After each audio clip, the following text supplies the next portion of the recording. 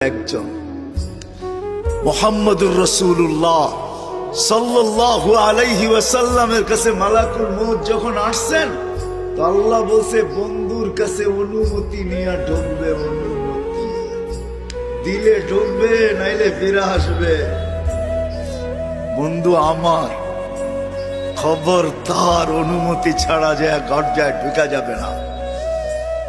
আমাদের কারো কাছে অনুমতি নিয়ে আসবে না, ওনার কাছে অনুমতি নিয়ে গেছেন।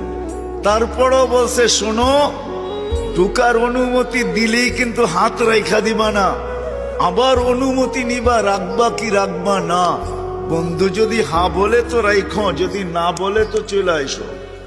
না বন্ধু আমার, কার বন্ধু?